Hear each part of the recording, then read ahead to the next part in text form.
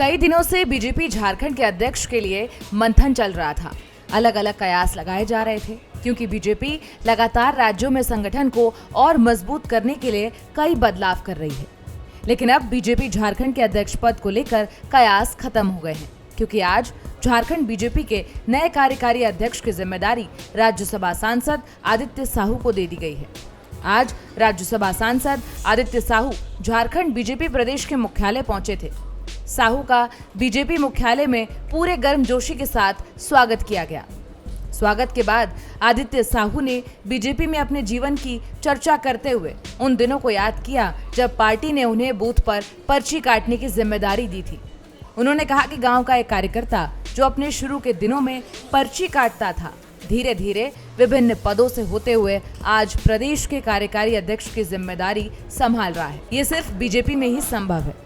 उन्होंने भाजपा के तमाम बड़े नेताओं का धन्यवाद किया और भरोसा दिलाया कि जिस तरह आज तक उनका हर क्षण हर कण पार्टी संगठन को समर्पित रहा है, वैसा ही भविष्य में भी रहेगा। आदित्य साहू क्या कुछ कह रहे हैं, एक बार सुनते हैं।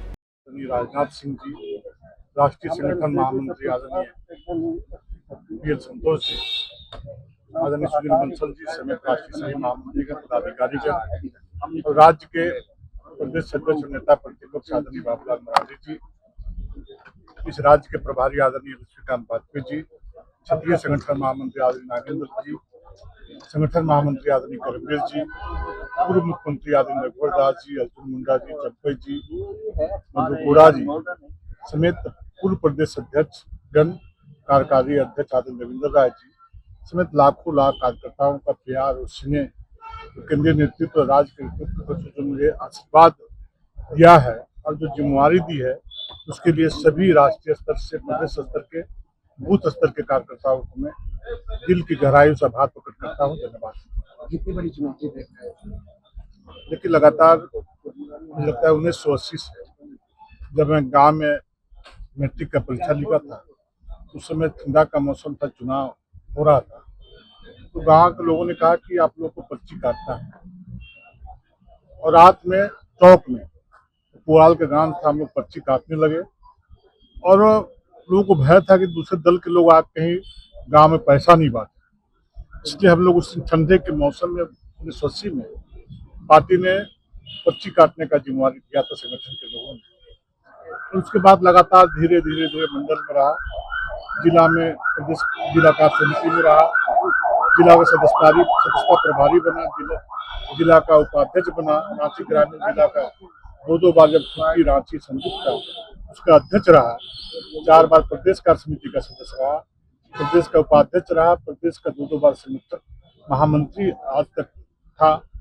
और इन सारी जिम्मेवारियों को भगवान से, अपने माता पिता से, पूर्वजों से ये आशीर्वाद मांग करके कि भगवान जो इतना बड़ा संगठन दुनिया का है, देश का है, उसे संगठन ने मुझे जिम्मेवारी दी है, मैं इसका निर्वाह ईमानदारी पूर्वक करूं और काम के दौरान किसी प्रकार कोई कलंक न लगे, बदनामी न हो और जो मेरा ध्येय है उसमें कहीं कोई खोट न पहुंचे। सेवा के भाव से गांव से काम करते करते आज आपके बीच खड़ा हूं और हम जैसे गांव का कार्यकर्ता आज भी गांव के घर में बैठा हुआ था, क्योंकि मेरा शहर में कोई घर नहीं है। उसी गांव में सूचना मिली राष्ट्रीय संगठन महामंत्री आदरणीय पीएल संतोष जी के द्वारा कि आपको जिम्मेवारी दी गई है, इसका निर्वाह आप करेंगे, बढ़िया से इस पार्टी को आगे बढ़ाएंगे।